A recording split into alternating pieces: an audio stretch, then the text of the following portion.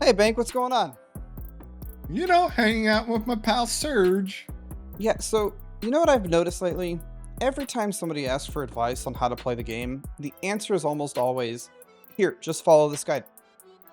Weird. I think I noticed the same thing. Yeah, I think that can actually hurt players' progression, if you ask me.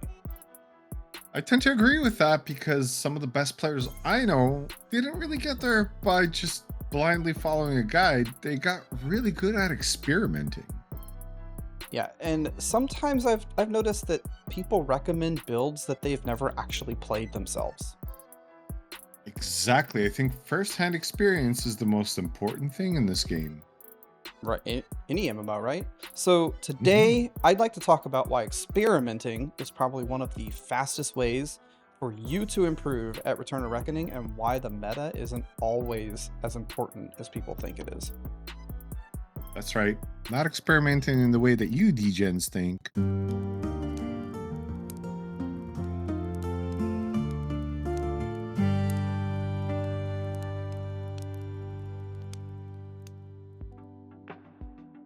Hey guys, welcome back to the Warcamp Broadcast, where we talk about all things Return of Reckoning. We release a new episode every Friday. I'm Serjekk, I'm Bank. and if you're new here, thanks for watching. Every week, we cover everything from patch notes to guides, discussions, and whatever is happening in Return of Reckoning. And if you're enjoying this series, make sure you do the YouTube thing, subscribe, like, share, comment. We love to hear your thoughts down in the comments. We'd love to interact with you. It gives us ideas and inspirations for future episodes and connecting with the community that we so love. Absolutely. So, first things first, there was a patch that dropped yesterday, and we want to cover it really quick. So, Of course, the freaking patch drops when I'm out and about touching grass. You know, it's fine. ridiculous. We're going to cover the things that were different from the PTS patch to live. So, We just first, saw our episode. right, it's last week's episode. Go watch it if you didn't read the patch notes.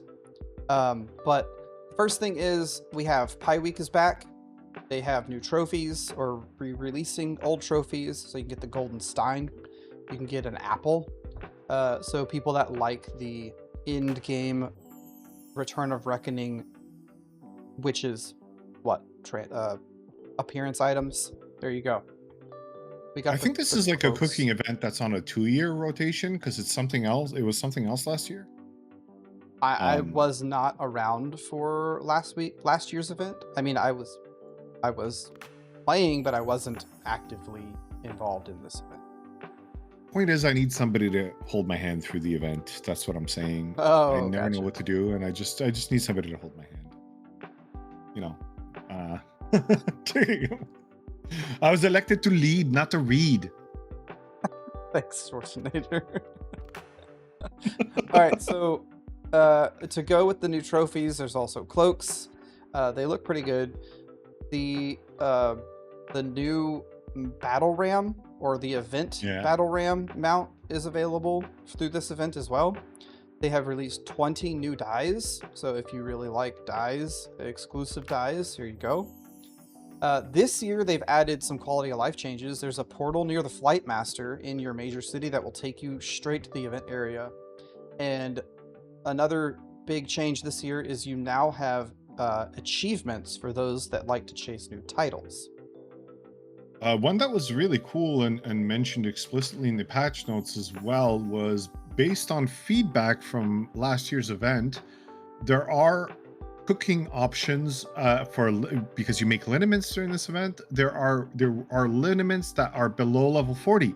So for folks that have not yet reached CR 40, they can gladly participate in the event and enjoy their pies. I know a couple of people that really like throwing pies on my face. That'll be fun.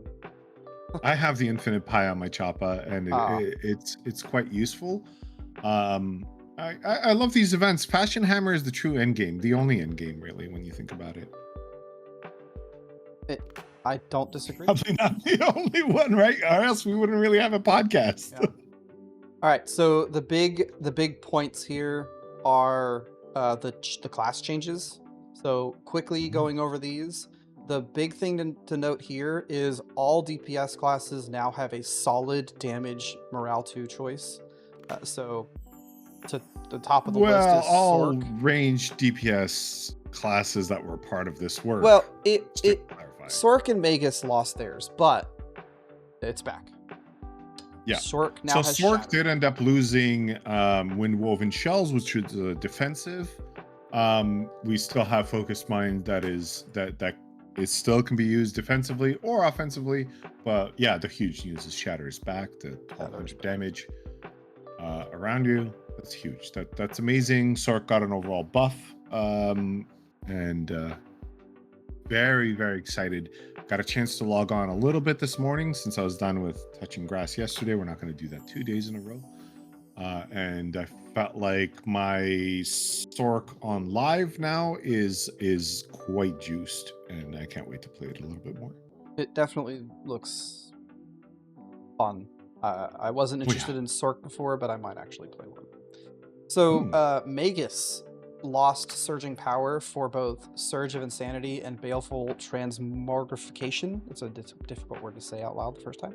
But now it affects Warp Fire and Rend Wounds. So you still have surging power. This way, but I have my Surge of Insanity right here on the podcast co-hosting with me. I did not know where you were going with that. I had to do it. I had to do it. Yeah, so we're still trying to get me to play a Magus, I see. All right. Are we?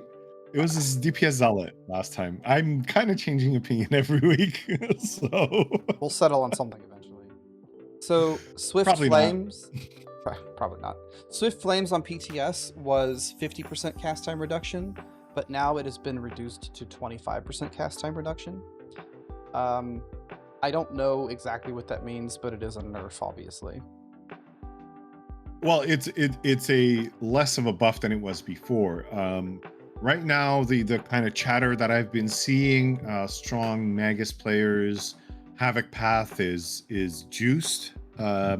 Have fun, build around that. Like, again, there's no to the kind of theme of this episode. There's not an established full meta around this yet, so this is the perfect time actually to experiment with new builds, pop stuff in there. I don't want to jump the gun on what we're going to talk about, but keep this in mind as we go through the episode. I realized, we need content. Withered Soul. The damage bonus was reduced from 15 to 10%. Pretty straightforward. And their pets. They had the damage lowered for Demonic Fire cooldown. Hold on. Let me start over. Their pets had their damage lowered. Demonic Fire's cooldown was increased to 10 seconds, and the crit threshold was reduced to 30% instead of 50%. The crit threshold meaning that it is almost certain to crit below X percentage. Used to be below 50%, so now it's 30%. Yeah, exactly right. It's a finisher ability. Engineer saw a little bit of love, but not too much. Coordinated Fire makes Signal Flare undefendable, which carried over, and reduced the damage bonus to... Oh, I just worded this wrong. Reduce the damage bonus to 10% from 15%, so it got a 5% nerf. Autoloader crit was reduced from 25% to 10%. So yeah, 25 is kind of high, but this I believe this was before the patch, but I saw the Bitterstone Thunderers, you mad lads, just do a full NG sweep of a zone. That was kind of awesome to see. Again, early testing, people in scenarios, engineers also very, very strong in this single target. So very cool. Looking forward to see what kind of insanity folks are able to produce there. Yeah, absolutely. I still think Engineer would be a fun class for me to play if I were to go DPS on Order. So Squig Herder. If you play a Stunty, I just don't... I don't know if I can forgive you. I don't think I'm gonna switch, but... So Squig Herder, I feels your pain. Increased poison air duration to 8 seconds, up from 7 seconds. So quite a very small buff there. Squig Armor, I actually like this change. Squig Armor now scales with your mastery, instead of being a flat 792 armor. So like as soon as you go into Squig armor before on PTS, it was just 792 armor. Now it scales up to 792 armor based on how many mastery points you spend on Path of Bouncing. And Gas Squig range bonus is now 10 feet instead of 15 feet. 15, yeah. Which I believe it originally was 10 feet, and then they increased it to 15 feet, and now they just put it back to 10 feet. I could be wrong. And to be really clear for folks, I know Serge mentioned it at the top of this. We're not covering the full patch notes right now. We're just covering what is different from 2 episodes ago when we reviewed the PTS. Shadow Warrior, last one, is Festering Arrow can now not be used while moving. It's still a 1-second cast, but you have to stay still to cast it. I don't really think that's going to change too much. A 1-second cast is not that long. We'll see. But, it's under 1 GCD, so we'll see. Yeah. Grim Slash, the strike through from Grim Slash is no longer an enchantment. I believe this means that it's no longer cleansable, so that could be quite the buff for Shadow Warrior. Yeah, that's nice. I think the Festering Arrow is going to hamper the ability of a Shadow Warrior to kite, and the range overall is pretty much reduced this patch. I do think that's a good thing if you've ever been on the wrong side of being kited. But there's counterplays. Well, now there's a counterplay. There used to not be a counterplay from getting hit by a Festering Arrow. Yeah, just have more have more people and leapfrog towards. What I'm seeing, or at least my initial thoughts, and this is not necessarily the meta that we're going to talk about in a sec, is that it seems that like with this ranged DPS rework, players are quite rewarded really stacking a lot more into one tree. There were a lot of meta builds once again that didn't necessarily go full into the tree where you're specializing.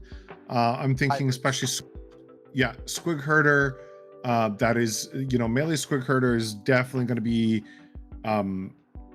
beneficial to really go up your Path of Big Bouncing. Not only for the armor, but like the M4 is back. There's all sorts of cool things going on. I think it's an overall buff. I look forward to seeing what folks come up with. And we're like, honestly, this couldn't come at a better time, because I think that the theme of this episode that we're just going to get into right now is really how to make your own meta, really, when we think about it, right? How to make it for yourself, make your own meta. We'll try to give you the keys and teach you how. So that was a nice transition into what we actually want to talk about. But, I want to ask you, Bank, what is the meta? What does it mean? It's a popularity contest. It's a dogma. It's a lot of things. That's a nice one. A dogma. Right? It's a lot of things. I want to hit on a couple points here. Okay. The meta. Oh, you don't want to hit on me? What? Is your name you Points? Said you want to hit on a couple points. Is your name Points? No, it's Bank. Okay. So the meta doesn't necessarily mean that it's the best, right? We don't actually know what the best one build to rule them all is for each class, right? I don't think that exists. There are gonna be people that argue with me that yes, there's one proper way to play this build for this situation. I don't think that's true. The meta basically just means what the community has settled on as what is the most optimal way to play, right? And sometimes it's right, but sometimes it's what is hopefully a majority of situations. Right. It's what the community has settled as the optimal way to play in the majority of situations. It's usually just the most popular way to play that class in that situation.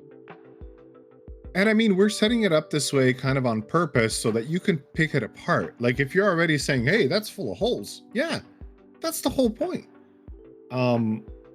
Majority of the situations doesn't necessarily reflect the majority of the situations that you as a player are getting into. Ask solo roamers if they care about warband guides. They don't. Doesn't help them at all. They learn a whole different game. There's a whole different There's so many theory different behind it. ways to play this Yeah. game, right? You're not gonna find people that only stick to PvE, right? There are PvE guides, PvE build guides. That's really what I specialize in. But you're not gonna find people that only do PvE in this game because there's not enough content for only PvEers. But in I agree. RVR, I can think of 3 ways off the top of my head to play RVR. And there's way more than that. So you have solo roaming. You could probably just chalk up roaming in general, like small man, 6-man roaming in that as well. You have casual, like pug warband play, and then you have organized, serious warband play. And all 3 of those are completely separate and different. And your builds can be changed depending on those different ways to play. But then there's also Can I share my scenarios. strategy with you? Okay, I feel like this is gonna be good. Go ahead. No, it's going to be great. So at the beginning of the warband, I play really, really great, and then in the middle of the warband, I play really, really great, and then at the end of the warband, I play really, really great. And so that's my strategy. Start fast and end fast. You go fast, you keep going fast. Gotcha. Okay. I interrupted a really good point to say that, and no regrets. It was worth it. My biggest problem with the meta is that it can lead to the player base gatekeeping content based on what people think the meta is. And we see it in other MMOs, right? Gear score is a big one. People won't let you into a group until you meet a certain gear score. That it doesn't measure your skill, right? We're talking potentially about other MMOs. This one has item level. We could have gear score. Nobody wants that, right? Absolutely It's not something. I think there's a reason why you can block people from seeing your stuff. I think there's a lot of talk right now about how witch elves and witch hunters are already not allowed in warbands, and they're afraid that it's going to hamper their ability to do that going forward with some of the changes that have happened. And that's the problem, right? There is no one way to build a warband either. Just because building your character, like we're specifically talking about you building your character, but there's also this idea, this meta for what is the correct warband composition. And there's not one way to do that. So I couldn't possibly agree more. And earlier you were saying PvE and the PvE guides you make. Folks will say, oh yeah, they're PvE, there's less situations or less variables at play. And let me ask you this: if you're making a guide for a speed run, or you're making a guide for a total noob, or you're making a guide for an experienced player base, would you make those 3 guides the same way? Would you make one guide, or would you make 3 different guides? I have made one guide that covers all of these exact things. But then your speed run is a different one, and I've learned a lot watching that. You know what I mean? There are different ways to play, and okay, that I means understand what you're saying. Without trying to just beat this point home, my overall guides just talk about the mechanics and one way, or maybe a couple of ways, that you can counteract those mechanics. My speedrunning video talks about how we like to counteract those mechanics in a way that benefits us for going faster. There you go. Let's go faster. So they are different, but the mechanics are still the same. We just handle them differently. Yeah. There you go. So that's huge. And I think it brings us to our very next question is why does the meta exist? Well, I mean, there's a reason why it exists. Exactly. We're not here to bash it. You're coming into this game. You might be an MMO veteran. You might not. Ultimately, it doesn't matter. Having at least a starting point a rough outline, a picture of where you might want to go. And quite frankly, it's funny because I've had the opportunity to speak with many of the folks that have written guides for this game, and all of them, I'm just trying to think if there's an exception. No, all of them without exception have told me, I want people to question my guide. Oh, absolutely. I want people to bring me the questions that they have and the issues that they find within my guide. I'm especially thinking of Only here, only the person, Right. not only. Anyways, that's something that Only has said to me before, and I know that he lives through those values as well. Exactitude of the information, different situation, different perspectives, all kind of craft a different type of meta. And Second of all, yeah. well, speaking of Only's guide, like Order also has they call it their Lad to Chad guide.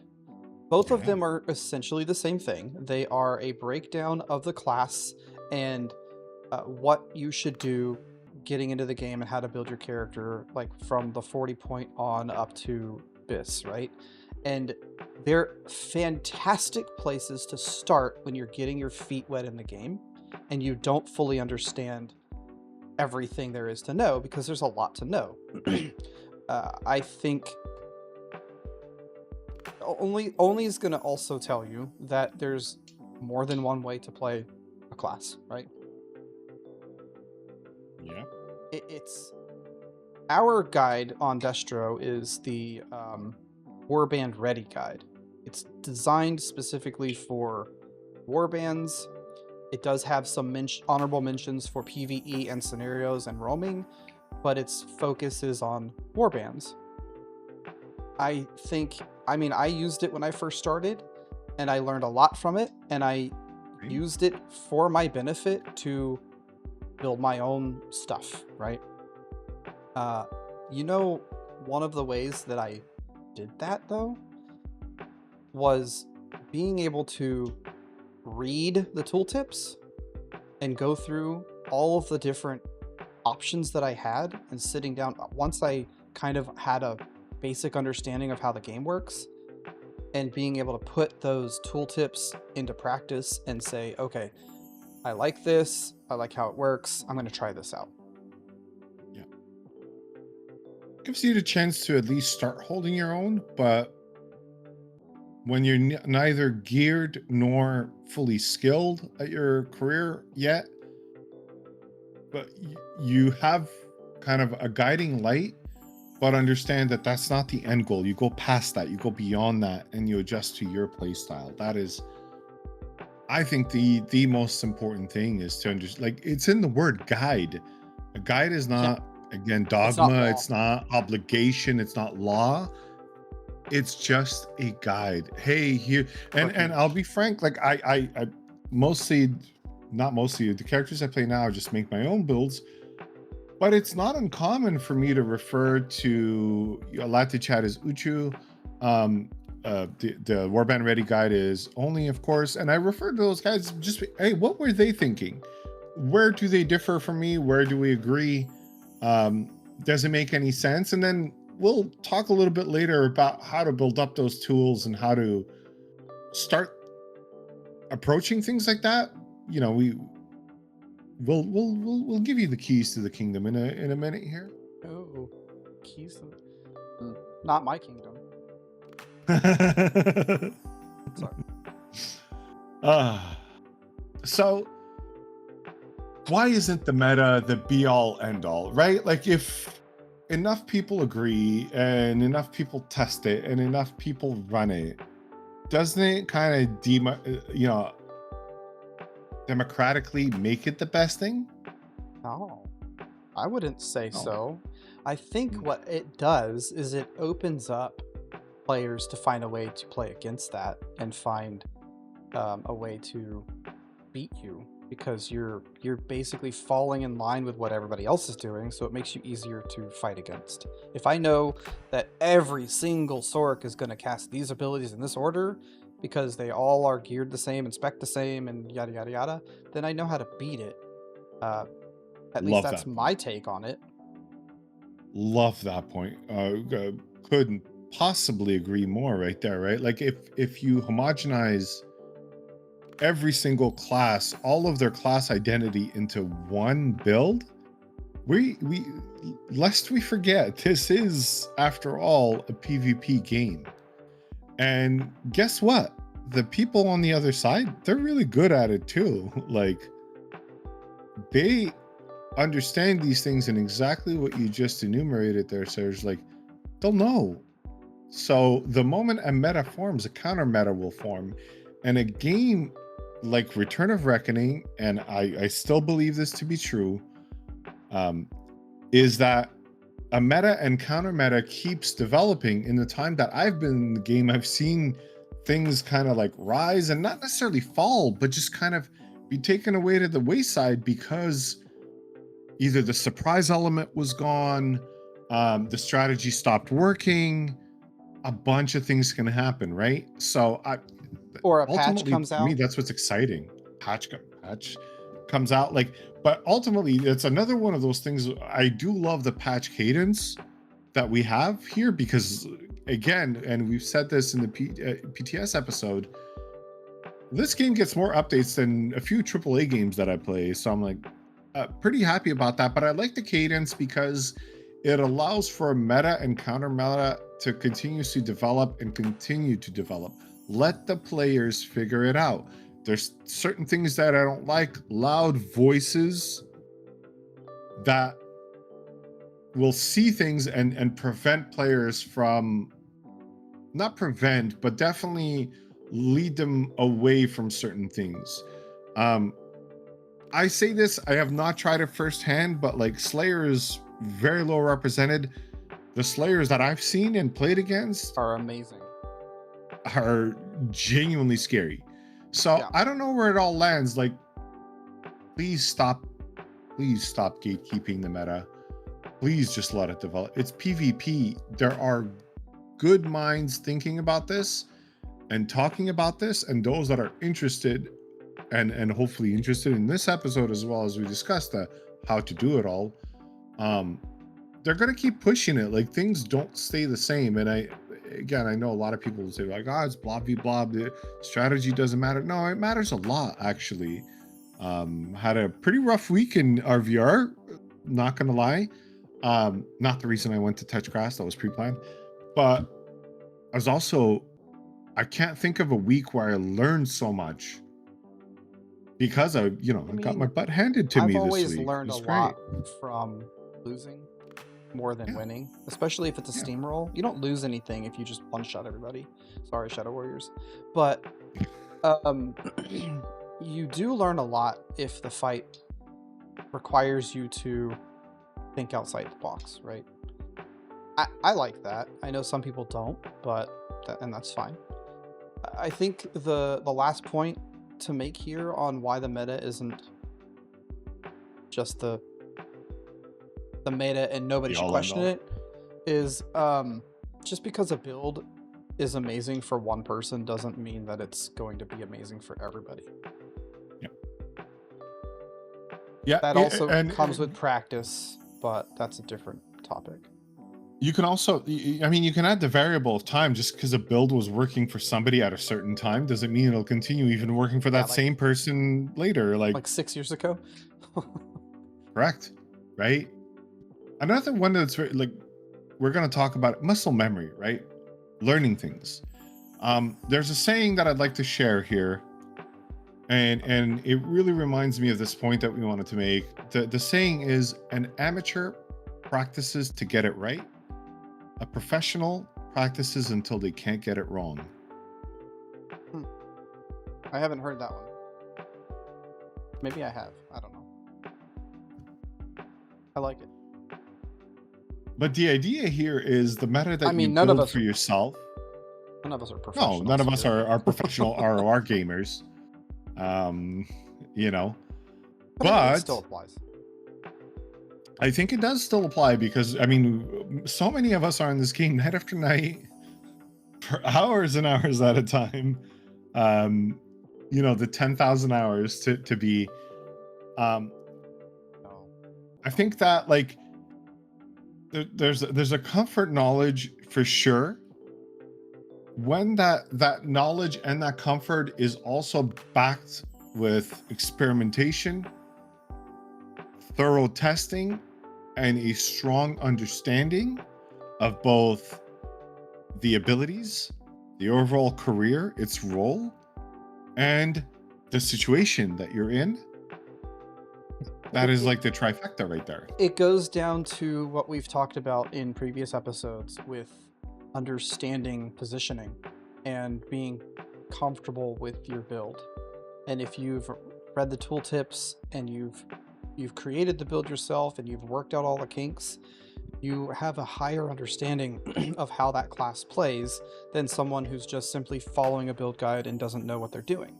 I'm not knocking people that are brand new to the game, coming in, following a build, and getting their feet wet.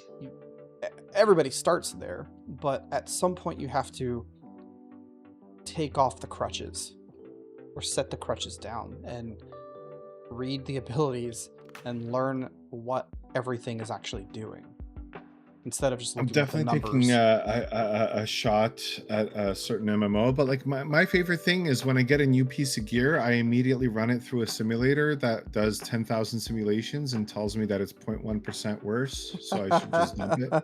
That's my favorite thing about video games. That's why I play them. Oh, I have so much to say, but I'm not going to get into it. Yeah, so That's crazy. Okay, anyway. isn't it? So like, and I've heard this. So this is this is a thing that was on Folding Ideas WoW video. Is WoW is every video game is a database turned into a video game, but WoW is the only video game that they tried to turn back into a database. They didn't try. They did. It's at No, some point it was. I'm saying they didn't try. They were successful. Oh yeah. Anyways, we're not here to crap on WoW. We love ROR. So I mean, let's talk about the crux of it, right? Well, How do you create new meta? How do you create a meta for yourself? How do you do that? What does that look like? Where do you start? I start by looking at what the current meta is. How do you know what the current meta is? Huge mistake. You should start at the beginning, obviously. God damn it. Okay. I start at the beginning. And then I go and look at what the meta is. And usually you can find what the meta is by finding build guides. Most build guides, we've already named who they are, where they come from, right? A lot of players are following these guides, and what you need to do is pick them apart and figure out what works, why it works, and how to beat it. So it's funny because we were having a conversation this week, and it kind of made me a little bit passionate about this, and kind of reminded me as well why I absolutely love this game. But we were talking about the ability Wiesbigger, right? Oh, okay. Yeah. And it was a super interesting conversation. And we had people being like, yeah, Wiesbigger gives you the CC immunities, and it's like, it's great, but you only get the movement when you slot Line Cracker, which I don't believe Order has access to the movement extension there, or the movement speed buff of 30%. And it's like, oh yeah, and this, so like the CC immunity versus the movement speed and that, and I was just there, and I was just kind of sitting there, you know, the Michael Jackson popcorn meme. Yeah. Like, guys, none of you read the tooltip. None of you read the tooltip. What is the tooltip? What is the tooltip? Mouse over your abilities. Read in full what they all do. Please. That's step one, the beginning. I just like to smash my buttons, though. Me too. That's why you play a Choppa and I play a Chosen. That is why I play a Choppa, actually. Damn you. Read your tactics, read your morales, read your tooltips, read them. If you don't understand them, that's a good point to ask. Because again, you are getting a person's, a community's, a guild's perspective on X, Y, or Z. And there's nothing wrong with asking questions, though. Like, hey, of course, can you but explain asking the to right me? questions. Can you explain to me how this works and why we use it? Why is it recommended to use this when we're going into a engagement? Why are you calling for this when we're trying to leave? When we're trying to pull out? Never pull out. I mean, you never pull out, but you and I would have a very different conversation if I approached you and said, Serge, can you teach me to play Blackwork? Versus, Serge, what are ideal situations where I should use Wiesbaker? How often should I use it? Should I wait for the call? Those are two different conversations. Those are two completely different conversations, but both of them stem from wanting to play Blackwork better. So asking the right questions doesn't hurt. Coming, like, there is knowledge that you can take in and control. Reading the tooltips is one of them. Reading your tactic tooltips, another one of them. You might see some things and think, hey, this looks pretty good on paper. Limitless paper in a paperless world. It looks good on paper, and so now you finish step 1. You read the tooltip and you're like, this looks kind of cool and I never tried it. Or you might read something and be like, this is absolutely OP. Why aren't I using that? Or you'll be surprised by something. What's the next step? What do you do with that information all of a sudden? Do you just switch your entire build and off you go into the lakes? Oh. Maybe, if you want to. I mean, you could, but... You could. There's... Test it. Yeah, testing. But, some people like to test it in the lakes, and that's fine.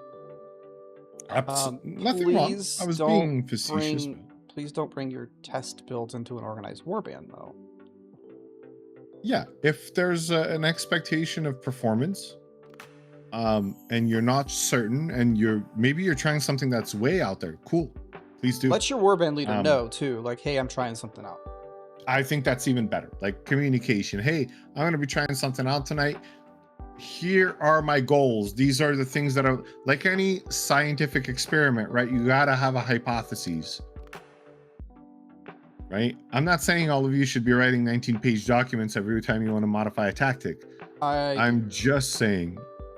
But it makes sense. You make guides. So, and again, we're not shitting on guides because it kind of is like people. I mean, I make guides, and we're gonna make guides in the future.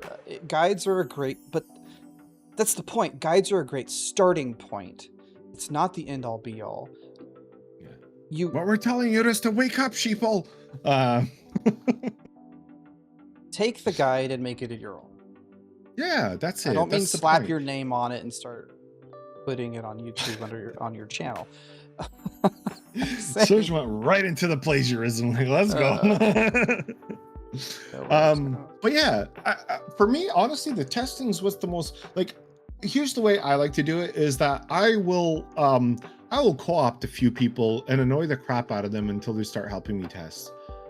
They seem to be in good humors when they do this, but I'm pretty sure I just annoy them.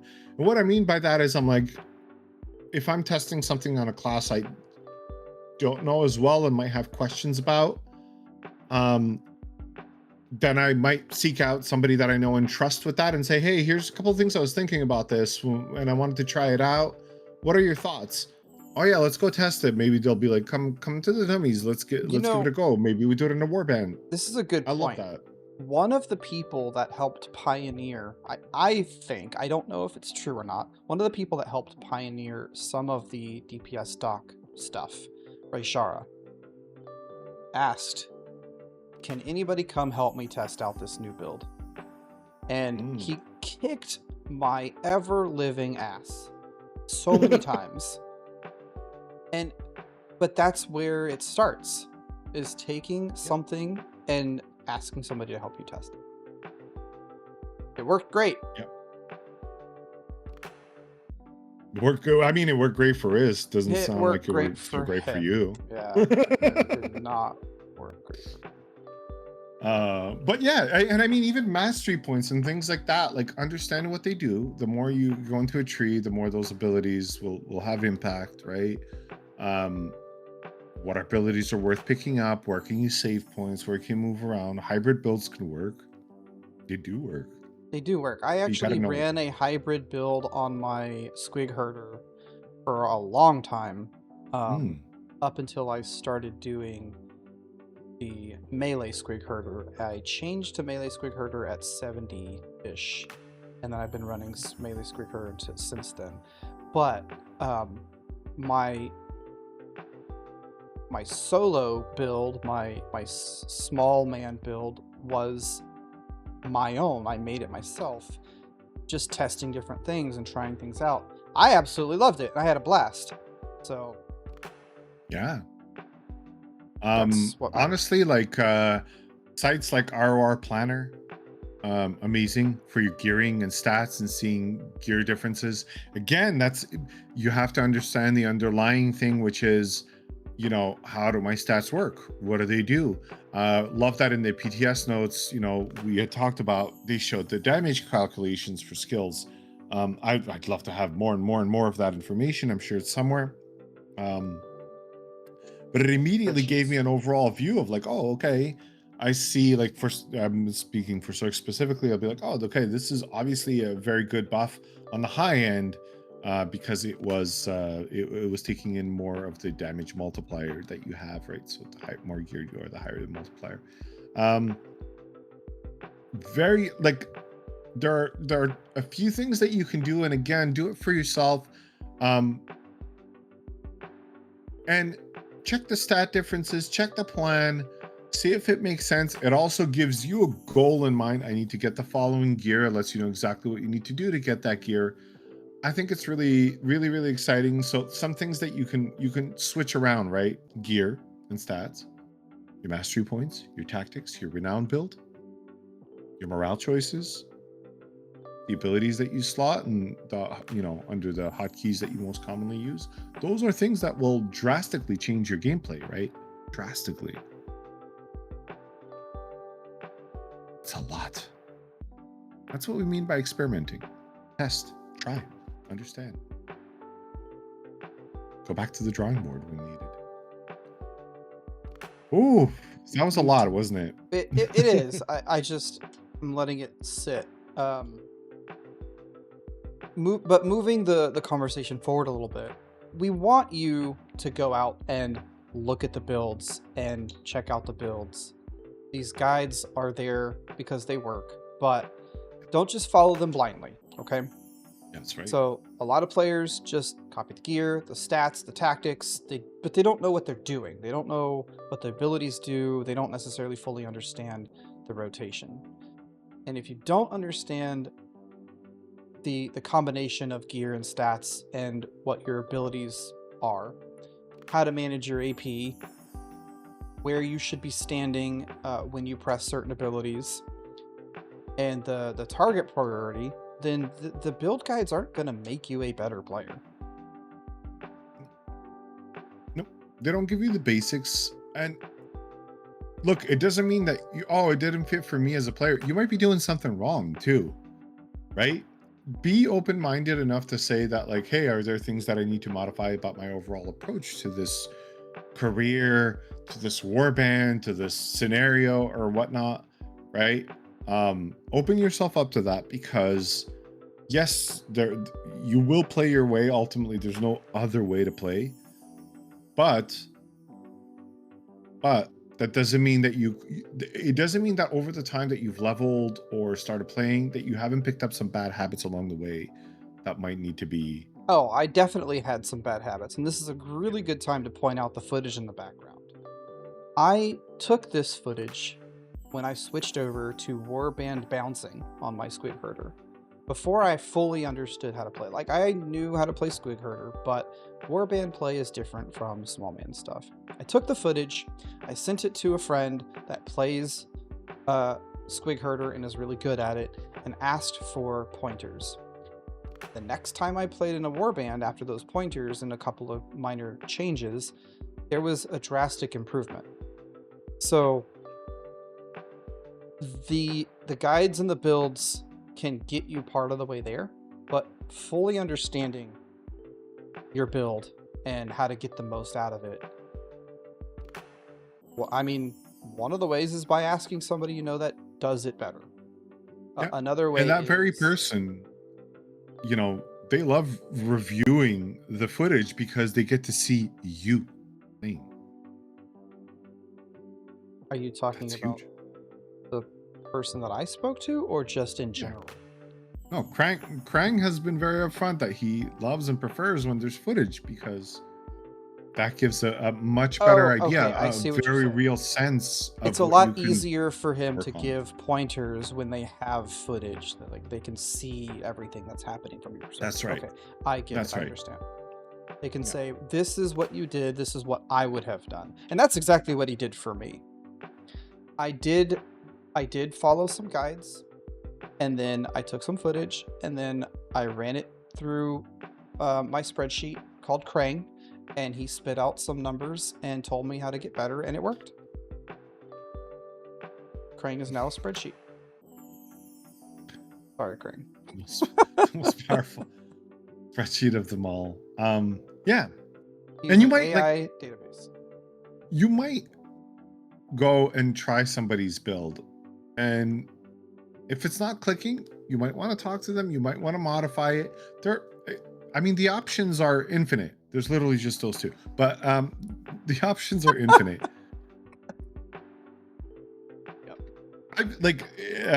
We talked about this last episode when we were talking about the horizontal progression.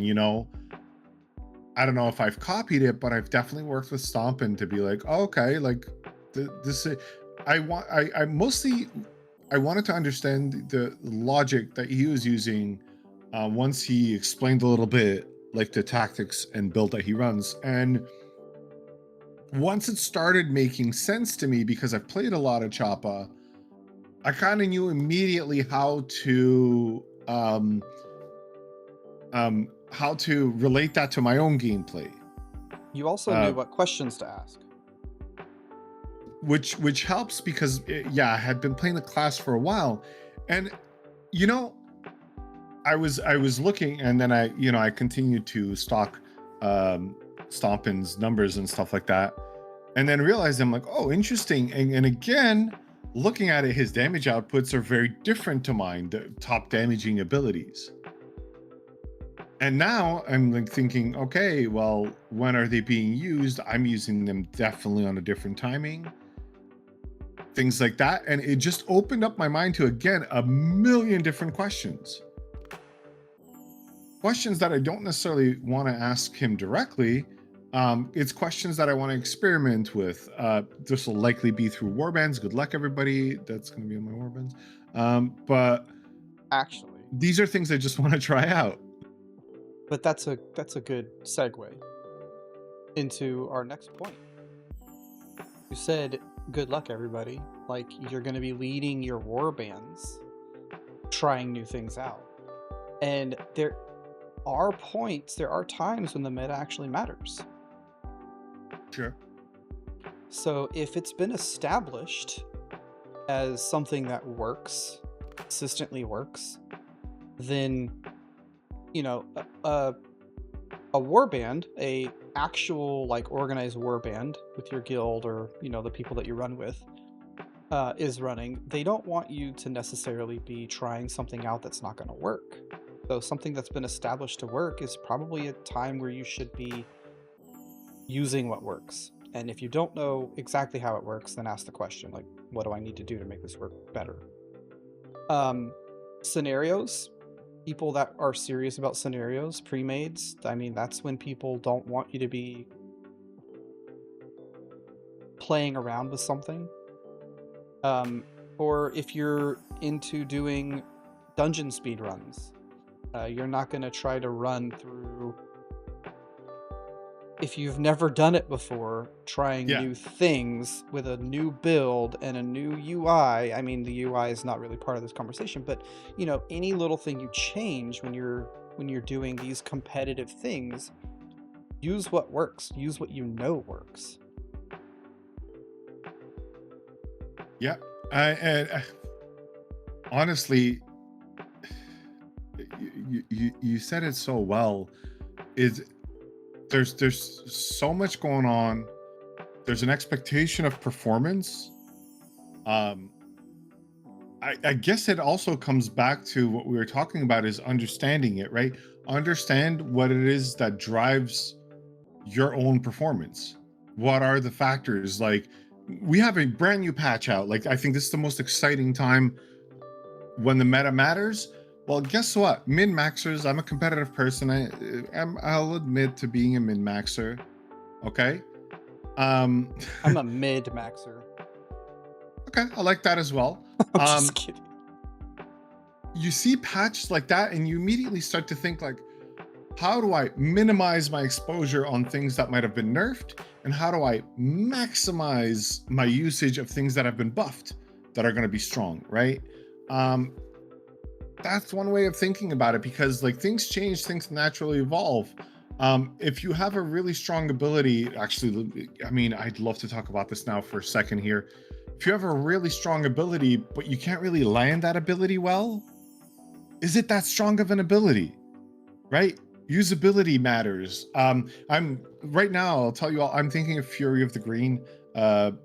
Recently spoken to many people. Tally kind of gave me this build for Shaman, and I was running Fury of the Green, and now I'm not. And I love it. And the numbers are huge.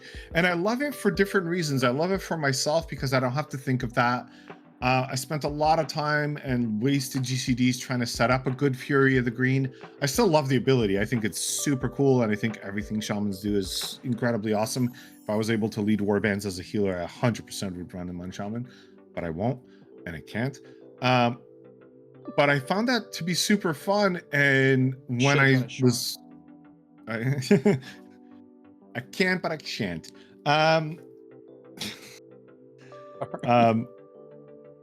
What are we doing? Love it. And it made me feel more relaxed. I knew exactly what my goal was. I feel like my actions per minute were a lot higher. I had more time to be aware of what was going on. I died less, and the numbers were right there. Like I'm only like RR 60 something on it, and the numbers were there. Had a lot of fun. Really do something is OP, but we're not here to talk about specific classes or abilities. But that was the point, is just like, is Fury of the Green great? Is there tons of situations where it's just absolutely amazing? Yeah. Are there times I would consider running it again? Yes, especially if I have a great Blackguard with me. But that's when I tested something new, discovered something new, and it works for me. That's when it doesn't matter. Like when the meta doesn't matter, when you're doing something, this is a perfect time to go out testing, have fun, figure some stuff out, right? Make a new meta right there.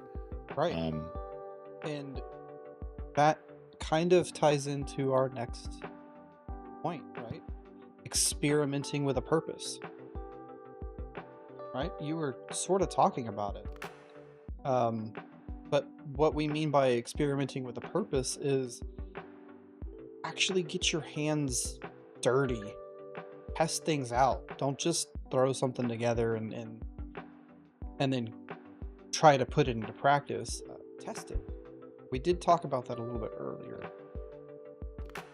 Yeah. You know, Tally gave you an example of why to not use Fury of the Green. You tested out a different build and you loved it. You made it work for you, right? Yeah, and it made it work. Like, and that can happen to any class, really. That can happen as long as the logic is there. The whole thing was already tested way before I got a chance to jump in. Much better players than me tested it, but I tested it for me. So it was so much like these are the kind of moments that just reaffirm why I love this game. I think the biggest takeaway from all of this, if I were to dumb it down, is to please read your ability tooltips. Whether you're following a guide or whether you're coming up with your own build, you're trying something new, if you're not understanding what these abilities do, if you've never read what your abilities do and you don't understand them, then you will be a much better player for it if you sit down and read what the abilities do. Especially if you're trying to come up with your own build. You can't just copy something over and change a couple of things without understanding what things do. If this episode convinced you to do one thing, I hope it's to read your abilities. Like, honestly, I was, this is a this week conversation. I was flabbergasted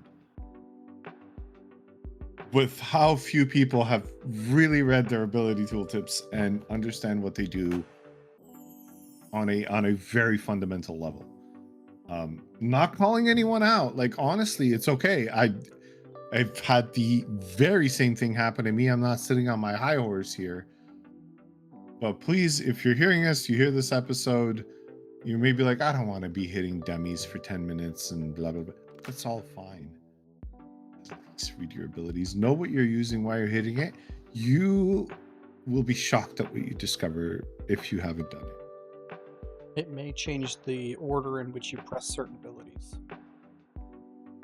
May change the way you play your career entirely. But probably that's probably a bit overselling it. But I truly believe that's how important it is. There's always one. Right?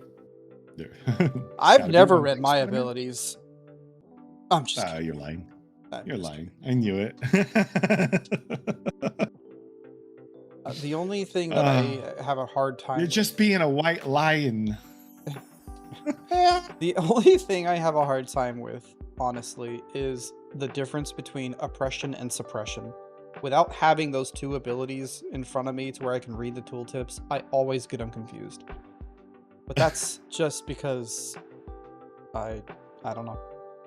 Mine is I just name it wrong, but the ritual of superiority, I think, I keep calling it ritual of supremacy. It's superiority. You probably got it backwards. I don't know. What? I'm not going to pull up the site, but I just think supremacy is higher than superiority. When you're, you know what? Irrelevant. The Changer of Ways decided that was the name, and so the Changer of Ways gets to decide. I hope I got. Tell me in the comments if I got it wrong. I'm pretty sure it's superiority, but I've been saying it wrong for over a year now, so I don't know. Maybe one last point here is experimenting with a purpose, right? We've talked about what testing is. I think it's worth sharing what we believe are some best practices. For me, this is almost how I troubleshoot issues, in tech or whatever. Control as many variables as you can and only change one at a time. Absolutely. It's the best way to go about it, yeah. It's like when my computer breaks, I just replace the whole computer, right? Every time. That's a very cost-efficient solution. Well done, Serj. Yep. There you go. You have Surge of Pain, and then you have Surge on your budget. No. One of these spends. Well, I have a new computer every 3 months, so. Bro, I almost spit out my drink. All right. Yeah. If you're gonna shift away from your build, change a few things, see how it starts affecting the numbers, change them again, and see, are you heading in the right direction or not? Especially tactics. If you're a DPS and you're taking away some of your DPS for some of your utility to gain a little bit more utility, again, do many people in the warband need this, or in your group, should multiple people be spec'd in this? Is this something you have to let people know that you're spec'd into so that they're not? Are you giving up too much to gain too little? Like, these are hard balances. Utility is very hard to define in the numbers sometimes. Very hard to define. We've talked about that before. But if you're bringing utility as a DPS class, and your DPS is the bottom of the barrel, then that utility is not making up for your lack of damage. Did I get that right? Okay. Correct. Right. We talked about that. Like, you should, you should still be able to output well. Utility is great, but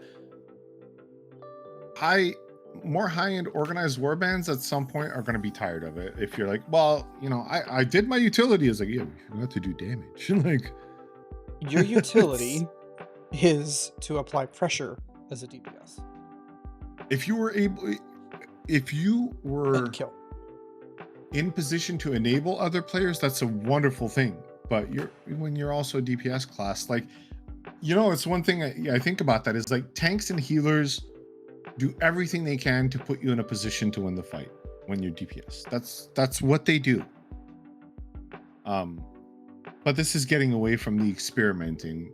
Point was, change a little bit, one thing at a time, as much as you can. Move points from here to there, do that, change your tactic, change your morale, but don't go changing it all at once. You're first of all, you're muddying the waters by adding multiple variables. You're not sure that you're playing to the maximum potential of all of these changes. So just trying to go a little bit at a time and seeing how you modify. It also gives you I've changed this tactic. How should that modify my play? That's a good question to ask. I've changed morale, or I've spec'd into a new ability. Where does it fit in my rotation? And was this the optimal place? Try a few things. And again, read your tooltips. That could probably be the name of this episode. Read the tooltip. Read the tooltips. Oh boy. To tie everything together, we fully, wholeheartedly believe that the meta builds are still a valuable tool. Guides are valuable. They give you a really good place to start. They show you a proven foundation, but that shouldn't stop you from thinking for yourself.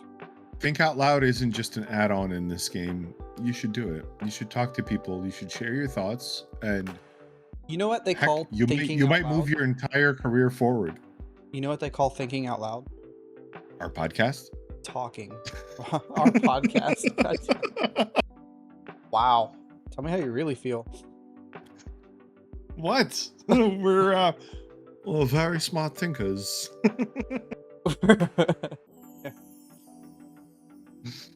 You know, a good point is some of the strongest builds that we've seen started because people were trying different things. They started as people testing something new. And when you start testing, you start to understand. And when you understand why something works, it makes you a better player. It does, in more ways than just your abilities and everything. Increasing your understanding of the game is always a good thing. It's always a good thing. Understanding how these systems work and how they affect you as a player. I think that is probably one of the key factors that separates, good from great. I don't. We should be yelling this from the rooftops. Honestly, some of the coolest things you see on the server start when somebody says, "I want to try something new and crazy." Yeah, like me diving off the cliff there to chase this one engineer.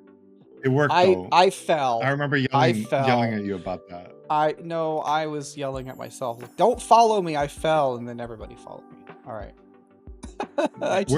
Where's your warband leader on this screen, huh? He's not. He's nowhere to be found. I didn't mean to, but you know what? I have friends with me, so it's fine. What you got is another meatball following you, so I think this is some sort of meatball understanding convention is what happened on screen there. It was an accident.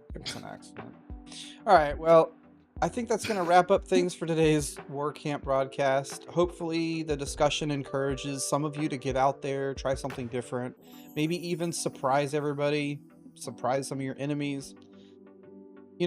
we think the meta exists for a reason, but it's not the only way to play the game. Some of the most fun I've ever had in Return of Reckoning has come from trying something different, something that works That's for right. me.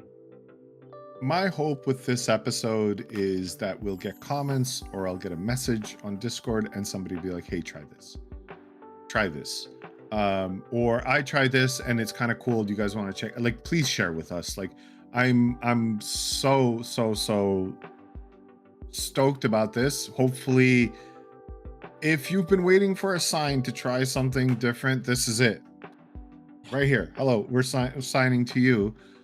Try something different with your build. Test it out. Let us know. I want to go test some stuff.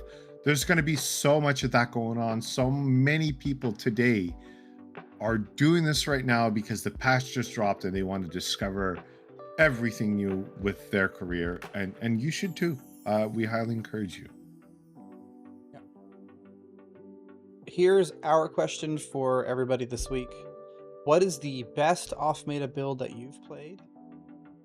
Or what is a build that you've wanted to try, but you haven't pulled the trigger on yet? I have an answer for this one, and I've been preparing it. I was actually on ROR Planner just this morning. Is Shield Doc. I absolutely want to play Shield Doc. I have looked at Shep's video. I've looked at other resources, and I'm heading in a different direction. So I'll see where that takes me. I'm going to go. I've got some gear to procure now, so that should be fun. Please leave a comment below with what you'd like to play, something different, something crazy. You know, we read the comments. We answer every one of your comments, and oftentimes what you share with us and the discussions that we have is what our inspirations are for future episodes, right? If you've enjoyed today's discussion, as always, do the YouTube thing, like, subscribe, maybe share this podcast with some of your friends or guildmates who are playing this game. Would love to hear their thoughts as well. Yes, sir. As a reminder, we release a new episode every Friday, so make sure you're subscribed so you don't miss out on the next one. Exactly, and big spoiler coming up. We've got a series coming for you that I am incredibly excited about. We're going to start diving into how to lead a warband. Very, very stoked about that. So hang out with us. Come see. That'll be starting next week, I believe, Serge.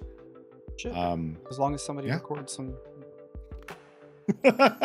Okay. Things happened. Thank you for hanging out with us, everybody. Break the meta, play for fun. We'll catch you in the next one.